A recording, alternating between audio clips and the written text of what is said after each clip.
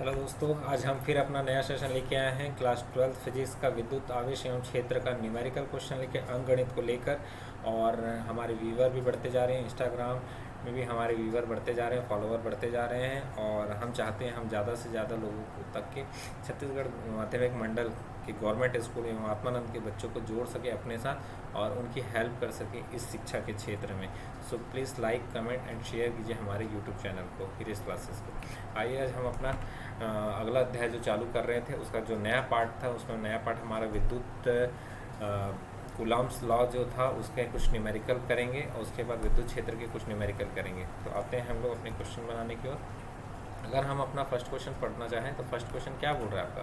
First question आपको बोल रहा है वायु में एक दूसरे से 30 सेंटीमीटर की दूरी पर वायु में एक दूसरे से 30 सेंटीमीटर दूरी पर रखे दो छोटे आवेशित गोल क्रमशः 2 गुणा 10 की घात 2 गुणा 10 की घात एक क्यू ए है, 2 गुणा 10 की घात -7 कूलम वाला, और एक है तुम्हारा क्यू बी, ये है तुम्हारा 3 गुणा 10 की घात -7 कूलम वाला। थोड़ा सा मुझे पेन को मोटा कर लेता हूँ मैं ताकि हमें दिक्कत ना जाए। तो इनके बीच की दूरी जो है, इनके बीच की दूरी जो है, इनके बीच की दूरी अपने को आर कितना दिया हुआ है? इनके बीच की दूरी दिया हुआ है 30 सेंटीमीटर। कितना दिया हुआ है? 30 सेंटीमीटर। 30 सेंटीमीटर दिया हुआ है तो दिया है दिया है पार्ट में आप क्या लिखेंगे? ठीक है, क्यू ए कितना दिया हुआ? 2 गुणा 10 की घात -7 कूलम, एवं क्यू बी आपको कितना दिया हुआ है? क्यू बी आपको दिया हुआ 3 गुणा 10 की घात -7 कूलम, और आर कितना दिया हुआ है आपको? 30 सेंटीमीटर। 30 सेंटीमीटर का मतलब क्या होता है? 0.3 मीटर, क्योंकि 1 सेंटीमीटर बराबर 1/100 मीटर होता है। ठीक है, यहाँ तक आपको यह सब क्वेश्चन से मिल जाता है। आई थिंक आपको ये सब समझ में आ गया होगा, है ना? अब आते हैं हम इसे सॉल्व करते हैं। चलिए आज हम इसे सॉल्व करने चलते हैं। तो आ जाते हैं हम अपने क्वेश्चंस के फॉर्मेट में। अब हम इसे सॉल्व करने जा रहे हैं। ठीक, तो ये हमारा क्वेश्चन था, इसे सॉल्व कर लेते हैं। तो हमें फॉर्मूला पता है, सूत्र।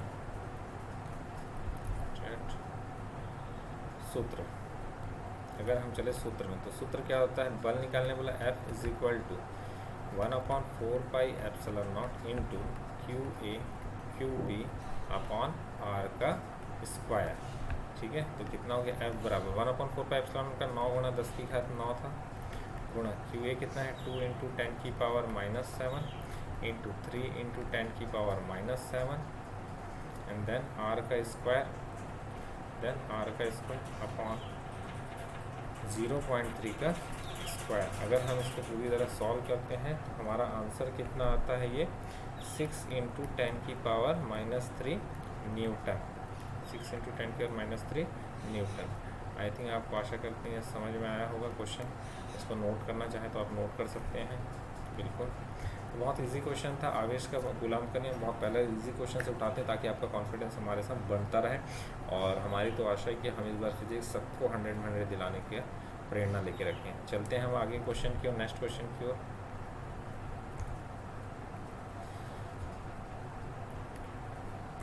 क्वेश्चन नंबर 2 आ जाते हैं दोस्तों। क्वेश्चन नंबर 2 में, क्वेश्चन नंबर 2 रीड करते हैं बेटा हम।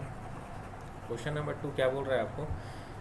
0.4 माइक्रोकूलम आवेश के किसी छोटे गोले पर किसी अन्य छोटे आवेशित गोले के कारण वायु में 0.2 न्यूटन बल लगता है। यदि दूसरे गोले पर 0.8 माइक्रोकूलम आवेश हो तो दोनों गोलों के बीच की दूरी कितनी है?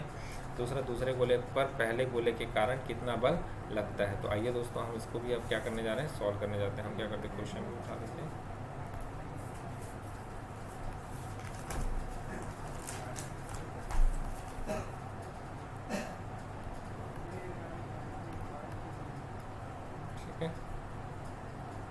लिख लेते हैं। दिया है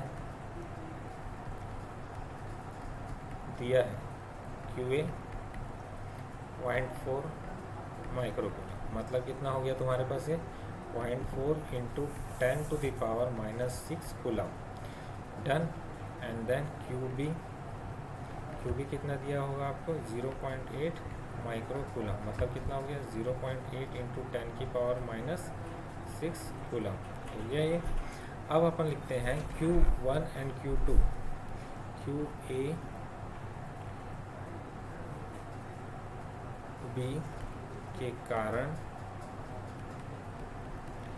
QA पर बल लग रहा है, पर कितना बल लग रहा है, लग रहा है 0.2 न्यूटन। एक अलग से था, उसके कारण कितना बल लग रहा था, यहाँ पर 0.2 न्यूटन का बल लग रहा है, ठीक है। तो अपने बल F बराबर सूत्र क्या बता, 1/4πε0 into QA QB upon R²। चलिए वैल्यू पुट कर देते हैं इसमें, वैल्यू पुट करें तो कितना हो गया, बल का मान दिया 0.2, ये हो गया 9 इंटू 10⁻9 इंटू QA कितना है 0.4 इंटू 10⁻6 एंड दूसरा आपको दिया है 0.8 इंटू 10⁻6 अपॉन R का स्क्वायर। R का स्क्वायर अपने को यही तो फाइंड आउट करना है, यही तो आपको क्या करना है, अज्ञात है ये, इसी अज्ञात को क्या करना है, ज्ञात करना है अपने लिए, ठीक है। मतलब इसको हम लोग हाईलाइट कर लेते हैं, इसको हम लोग निकालने जा रहे हैं। चलते हैं हम आगे की ओर। तो अब ये क्या हो जाएगा तुम्हारे पे, इसको जब सॉल्व करते हैं अगर, तो R² is equal to 9 into 10⁻9 into 4/10 into 10⁻6 into 8/10 into 10⁻6 into 1/0.2। इसको सॉल्व कर देते हैं। अगर फिर से हम रीअरेंज करना के लिखना चाहें तो क्या हो जाएगा तुम्हारा ये, R is equal to root 9 into 10⁻9 into 4/10 into 1/10⁻6 into 8/10 into 1/10⁻6 into 10/2। अगर हम इसको पूरी तरह काट पीट के सॉल्व करेंगे तो हमारा आएगा कितना, ये 12 सेंटीमीटर आएगा। आप लोग करिए आराम से और इसको चेक कराइए 12 सेंटीमीटर आंसर आ रहा है कि नहीं, ठीक है। तो लाइक शेयर कमेंट कीजिए और ठोको ताली। इस क्लासेस सर आपके लिए बैठा हुआ है, आपको फुल में फुल मार्क दिलाने के लिए, ठीक है। सो आई थिंक आपको क्वेश्चन समझ में आया होगा, ऐसे नोट कर सकते हैं आप लोग। चलते हैं हम नेक्स्ट क्वेश्चन की ओर फिर से। नेक्स्ट क्वेश्चन हम पढ़ेंगे तो क्या लिखा हुआ है, 4 बिंदु आवेश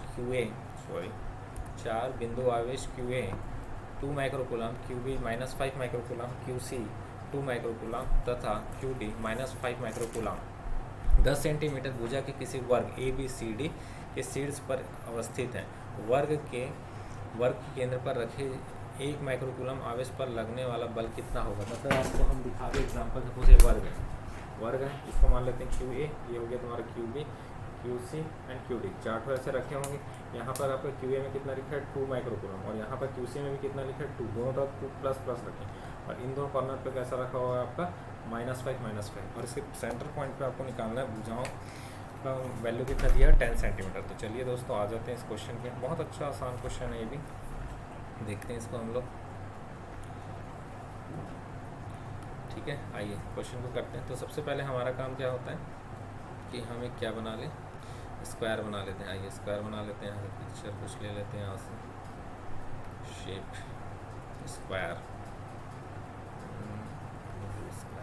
ठीक। हमने स्क्वायर ले लिया एक तो,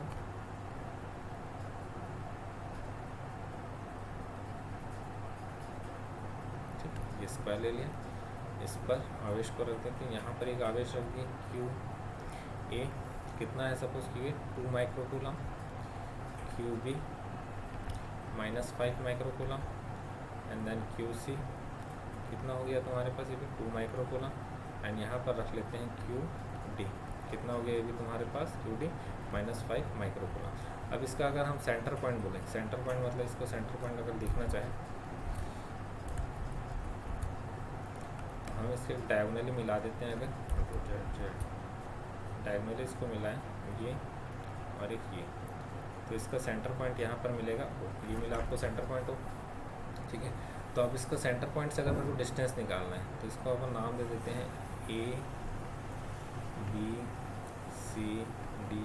तो अपने को निकालना क्या, डिस्टेंस निकालना है AO is equal to OB is equal to OC is equal to OD, इसकी वैल्यू निकालना है। तो हम एक ट्रायंगल ले लेते हैं सबसे पहले, राइट एंगल ट्रायंगल ऐसा ले लिए, ABC ये 10 सेंटीमीटर, ये 10 सेंटीमीटर है। हमको दिया है वो क्वेश्चन, ये भी 10 है, ये भी 10 है, ये भी 10 है और ये भी 10 है। तो ये कितना हो जाएगा, 10√2 हो जाएगा। बाय पाइथागोरस थ्योरम 10√2 उसका आधा कर देंगे तो ये कितना हो जाएगा तुम्हारे पास 5√2।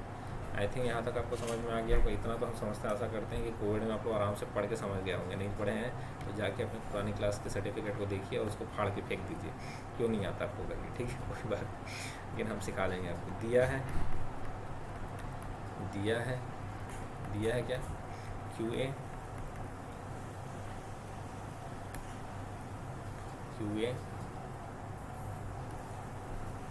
Is equal to QC, QB is equal to QD। कितना दिया हुआ है, इसको अगर हम डायग्राम में देखें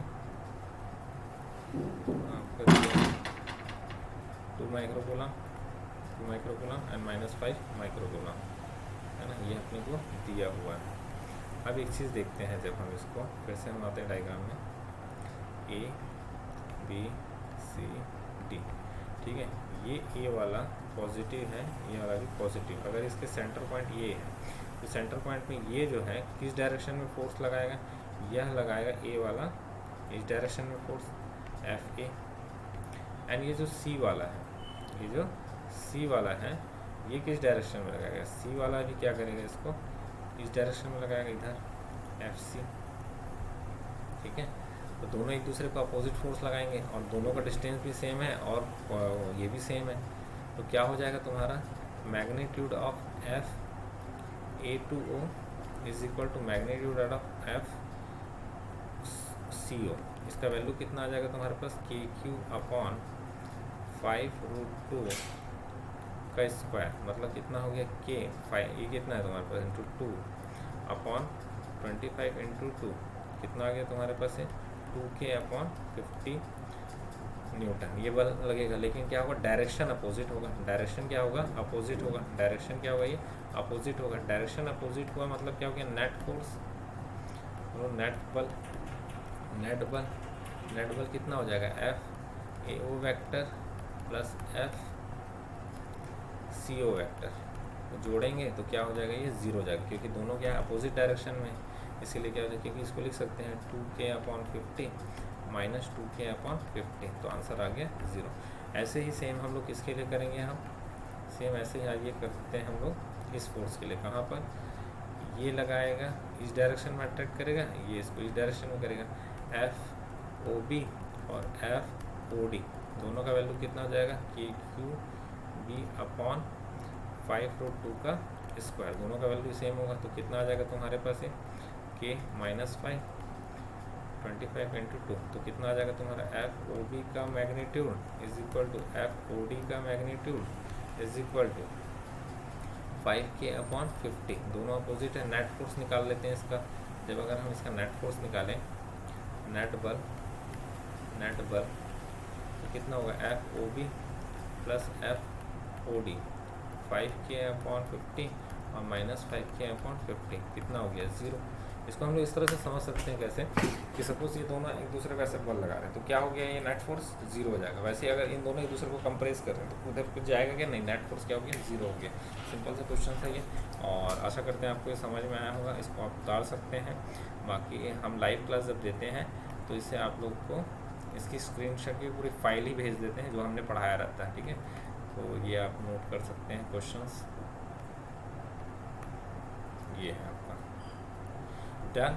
चलते हैं आगे नेक्स्ट क्वेश्चन की ओर।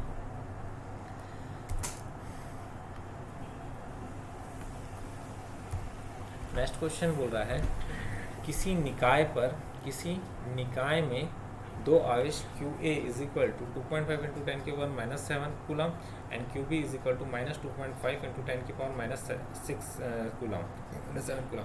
क्रमशः दो बिंदु है, कोऑर्डिनेट दिया हुआ है 0 0 -15 एंड 0 0 +15, मतलब कोऑर्डिनेट एक 0 एक्सिस के ऊपर है और एक 0 एक्सिस के नीचे में दिया है, +15 और -15। तो इस निकाय का कुल आवेश क्या होगा, मतलब क्या करना है, इसको बीजगणितीय योग करना है। आवेश का परिपाटी में मतलब इसको बीजगणितीय योग से जोड़ेंगे तो टोटल कुल Q, कलर चेंज कैसा हो, हाँ Q कुल, अरे कैसा हो गया है, Q कुल कितना हो जाएगा, QA प्लस QB। तो कितना हो गया, ये है तुम्हारे पास प्लस क्यू और ये आपके माइनस क्यू, कितना हो जाएगा 0, तो 0 आवेश होगा। निकाय का कुल आवेश कितना हो गया, 0 हो गया। अब इसके बाद आपको पूछ रहा है, क्या पूछ रहा था इसमें आपको, इसमें पूछा है इसका विद्युत द्विध्रुव आघूर्ण क्या होता है। विद्युत द्विध्रुव आघूर्ण मैंने पढ़ाया नहीं, चलिए इसको आज हम लोग लेके चलते हैं नेक्स्ट टॉपिक में और उसको विद्युत द्विध्रुव आघूर्ण को समझते हैं। विद्युत द्विध्रुव आघूर्ण होता क्या है, ठीक है, आइए देखते हैं। विद्युत द्विध्रुव विद्युत द्विध्रुव किसको बोलते हैं, विद्युत द्विध्रुव उसको बोलते हैं, ये क्या होता है, एक छोटा सा पेयर है, ग्रुप है, छोटा सा पेयर है, ये ग्रुप है, ये संबंध है किसके किसके बीच, धनात्मक धन आवेश और ऋण आवेश का, धन आवेश और ऋण आवेश का, ठीक है, जिसका क्या होता है परिमाण, जिसका परिमाण समान होता है, जिसका परिमाण क्या होता है, समान होता है, जिसका परिमाण समान होता है और दोनों के बीच की दूरी, दोनों के मध्य दूरी क्या होती है, अति लघु होती है। तो हमने क्या पढ़ा, विद्युत द्विध्रुव क्या है, एक विद्युत द्विध्रुव एक ऐसा कपल या ग्रुप समूह है जिसमें विपरीत आवेश समान परिमाण के होते हैं तथा उनके मध्य दूरी क्या होती है, बहुत कम होती है, ठीक है। इसको अगर हम डायग्राम में बताना चाहें तो एक प्लस और एक माइनस इस टाइप में रहता है। जैसे हमारे पास उदाहरण, अगर हम इसका उदाहरण देखें तो क्या हो गया, HCl कैसे रहेगा, H plus and Cl minus, ये बन गया आपका विद्युत द्विध्रुव। इसी तरह से NaCl हो सकता है, इसका एग्जाम्पल क्या होगा, Na plus and Cl minus. I think आपको समझ में आ रहा होगा बहुत अच्छे से, ठीक है, इसको नोट करना चाहे तो कर सकते हैं। अब आते हैं विद्युत द्विध्रुव का आघूर्ण क्या होता है। विद्युत द्विध्रुव का आघूर्ण क्या, आघूर्ण अगर मैं बात करूं आघूर्ण की, विद्युत द्विध्रुव का आघूर्ण बराबर होता है आवेश गुणा दोनों के मध्य दूरी, तो क्या हो जाएगा बेटा, आवेश हो गया Q इंटू दोनों के मध्य दूरी, हम लोग 2L लेते हैं। क्यों 2L लेते हैं, क्योंकि हम इसको रिप्रेजेंट ऐसा करते हैं, ये हो गया कार्टेशियन सिस्टम, ये हो गया 0,0, यहाँ पर आपका रखा होगा प्लस Q, यहाँ पर आपका रखा होगा माइनस Q, तो ये डिस्टेंस है L और ये डिस्टेंस है आपका L, तो दोनों के मध्य दूरी टोटल डिस्टेंस कितना हो गया, ये 2L हो गया। इसलिए इसको इस तरह से नोटेशन है P is equal to Q into 2L, समझ में आया। अब इसको लिख सकते हैं, ये कैसा राशि है, राशि कैसा है, यह राशि है सदिश, ये कैसा राशि है, सदिश है। तो इसकी दिशा कहाँ से कहाँ होगी, इसकी दशा होगी नेगेटिव से पॉजिटिव की ओर, ये बहुत ही इम्पॉर्टेंट है। अब इसको डिनोशन में P vector is equal to 2QL vector. अब इसके बाद आते हैं नेक्स्ट इकाई। अगर मैं इसका पूछूँ आपको इकाई क्या है, इकाई क्या होगा, तो इकाई क्या हो जाएगा, कूलाम मीटर। इकाई क्या हो जाएगा इसका, कूलाम मीटर। इकाई क्या हो गया, कूलाम मीटर। वीमा की मैं बात करूँ, अगर मैं आपको बोलूँ वीमा लिखिए, तो वीमा क्या हो जाएगा इसका, Q का हो गया 80 इंटू L, तो क्या हो जाएगा तुम्हारे पास ये M0 L1 A1 T1, ये हो गया इसका वीमा। आई थिंक आपको समझ में आया होगा। तो इसी तरह से इसका फॉर्मूला निकल गया है, हमें इसकी दिशा निकल गई है, इसके बारे में समझ गए।